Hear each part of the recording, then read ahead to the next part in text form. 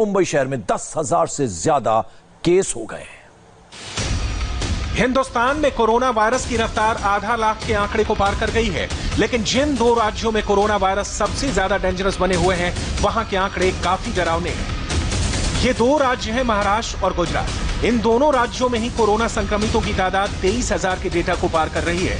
महाराष्ट्र में भारत के 1/3 केस हैं।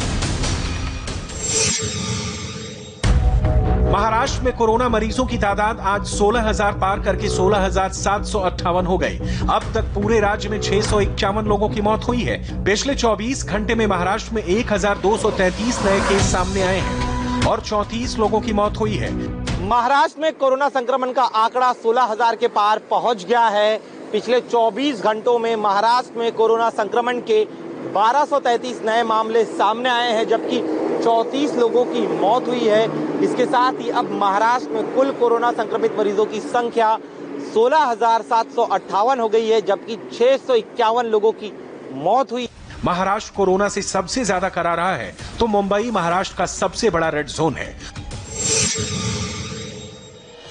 मुंबई में कुल कोरोना संक्रमित मरीजों के आंकड़ा 10,527 हो गया है और 412 मरीजों की मौत हुई है। 24 घंटे में मुंबई में कोरोना संक्रमण के 769 नए मामले सामने आए हैं और 25 कोरोना मरीजों की मौत हुई है। मुंबई की बात करें तो मुंबई में कोरोना संक्रमण का आंकड़ा 10,000 के पार पहुंच गया है। पूरे राज्य के मुकाबले सिर्फ 63% से ज्यादा मरीज मुंबई से है। अगर देश की बात करें तो 19% से ज्यादा कोरोना संक्रमित मरीज मुंबई से आते हैं। आपको बता दें, मुंबई में पहला कोरोना संक्रमित मरीज मिलने और इसके 1,000 तक पहुंचने में 31 दिन लगे थे, लेकिन पिछले 26 दिनों में 9,000 कोरोना संक्रमित मरीज मिले हैं। तो इससे अनुमान आप लगा सकते हैं कि कितने कम वक्त में बड़ी तेजी से मुंबई में कोरोना का संक्रमण फैला है। सरकार का कहना है कि चूंकि कोरोना संक्रमित मरीजों के आंकड़े आने वाले दिनों में बढ़ सकते हैं, क्योंकि बड़े पैमाने पर टेस्टिंग की जा रही है, इसीलिए एहतियात के तौर पर बड़े पैमाने पर क्वारंटाइन सेंटर्स बनाने पर सबसे ज्यादा जोर दिया जा रहा है। उद्धव ठाकरे की तरफ से सेना, नेवी और रेल विभाग को विनती की गई कि उनके जो प्रीमाइसेस है वहां पर आइसोलेशन सेंटर्स बनाने की इजाजत दी जाए। उनके आईसीयू बेड्स की मांग सरकार द्वारा की गई है। प्रशासन का कहना है कि चूंकि कोरोना का संक्रमण बहुत बड़ा है। मुंबई पुलिस के करीब 250 जवान कोरोना से संक्रमित हैं।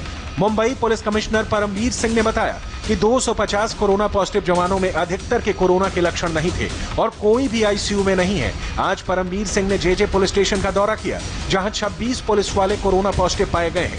मैं मुंबई के जेजे मार्ग पुलिस स्टेशन में मौजूद हूं। यहां की तस्वीर आपको दिखाता हूं। जेजे मार्ग पुलिस स्टेशन में 26 कोरोना के मामले सामने आए हैं, जिसमें 12 पुलिस अधिकारी हैं, जबकि बाकी पुलिस कर्मचारी स्तर के लोग हैं। और यहाँ पर पुलिस कमिश्नर परमवीर सिंह खुद इतने बड़े पैमाने पर कोरोना के मामले सामने आने के बाद विजिट करने के लिए आए हुए हैं। ये जानने की, समझने की कोशिश कर रहे हैं कि आखिर इस पुलिस स्टेशन में इतने बड़े पैमाने पर क्यों कोरोना के मामले सामने आए हैं। और यहाँ पर आप देखिए, कमिश्नर के विजिट के समय बाकायदा पुलिस कर्मचारी जो उनके सम्मान में यहाँ पर थे, सब के बीच में सोशल डिस्टेंसिंग किस तरह से मेंटेन किया जा रहा है वो तस्वीरों में आप देख सकते हैं। सबसे इम्पोर्टेंट बात यह है कि पूरे महाराष्ट्र में अभी तक 531 कोरोना के मामले सामने आए हैं, जबकि लगभग 200 से ज़्यादा मामले जो हैं वो सिर्फ मुंबई में ही हैं। मुंबई का धारावी इलाका कोरोना का सबसे बड़ा हॉटस्पॉट है।